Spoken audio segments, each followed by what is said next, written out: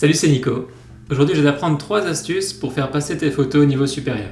Peu importe ton niveau, que tu sois un très grand photographe ou un amateur, les règles de composition sont très importantes. Pour moi, la composition en elle-même est très importante. C'est pas forcément la pure technique qui va t'apporter grand chose finalement, mais la composition va faire qu'une photo va passer d'un niveau standard à un niveau très très haut et tu vas faire waouh, ça c'est vraiment une super photo.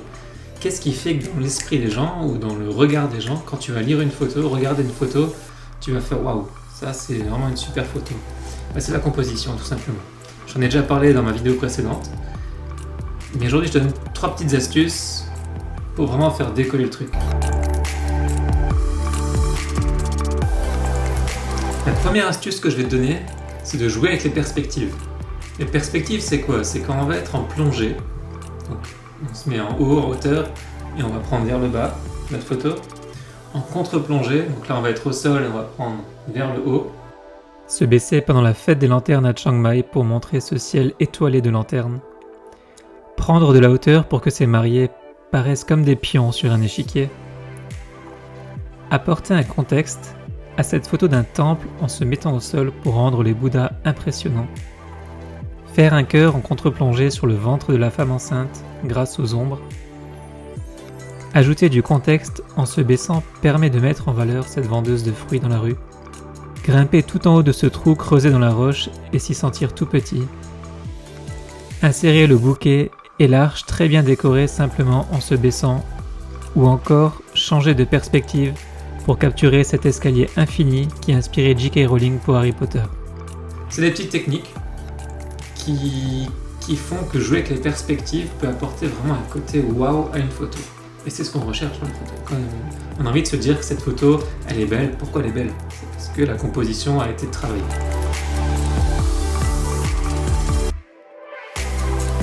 Ma deuxième astuce photo, c'est de créer un cadre dans le cadre. Qu'est-ce que ça va être de créer un cadre dans le cadre? On va diriger l'œil du spectateur vers notre sujet en ajoutant un élément. J'adore cette technique parce que justement quand on travaille avec un objectif fixe, ça va nous permettre ou ça va nous obliger ou nous forcer vraiment à aller chercher ce petit ajout, ce petit plus qui va rendre la photo super. Donc on va se déplacer, on va chercher un bouquet de fleurs, on va chercher un mur qui va guider les photos, on va chercher une ouverture, une fenêtre, un hublot. Donc pensez, si vous pouvez bien sûr, ajouter un cadre dans le cadre, va ajouter un élément à une photo, va renforcer votre photo et ça rapportera le côté waouh à cette photo. On veut ajouter quelque chose qui a un réel intérêt. Si ça peut guider l'œil vers l'élément qu'on veut mettre en valeur, c'est parfait. Ici le mur guide l'œil vers ce beau moment d'amour entre nos jeunes mariés. Ça aurait pu être une kermesse, mais le lieu et la chevelure fleurie de la petite fille prouvent qu'on est un cocktail de mariage. Mettre la maquilleuse et son pinceau au premier plan montre tout de suite que cette future mariée se prépare.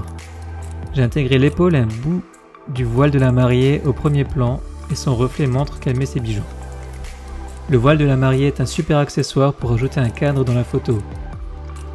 Mettre la KTM Super Duke R du marié au premier plan contextualise le fait qu'on ait un mariage de motards. Ici j'ai mis la miniature de la tour de Belém en avant-plan pour apporter un côté artistique à la photo. T'as compris le principe? Je te laisse regarder les suivantes.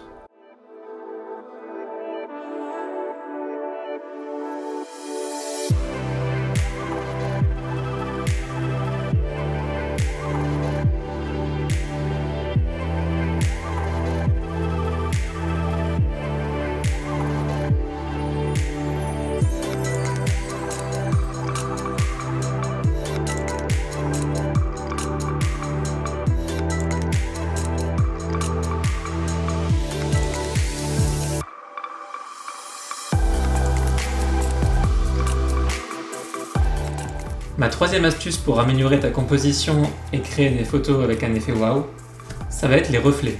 J'adore ça. Pour moi, le but des reflets, c'est de créer un contexte à une photo. Par exemple, les mariés ont loué une super Mustang. On va la mettre en valeur, la Mustang, avec l'intérieur de la porte et au bout le petit rétro où on voit les mariés s'embrasser dedans. On peut trouver des reflets partout, on se baisse quand il pleut, on a des reflets magnifiques, on peut faire des reflets superbes dans des flaques, on peut faire des reflets sur des toits de voitures noires, il y a des très très belles photos avec des toits de voitures noires. J'ai fait une autre photo avec un reflet, donc là c'est vraiment la lumière parfaite, au bon moment, au bon endroit, qu'il n'y ait pas de vagues sur l'eau, avec vraiment un effet miroir entre... c'est la petite France, à Strasbourg, en Alsace. On a vraiment l'effet miroir, on peut regarder la photo dans les deux sens, ça sera exactement la même.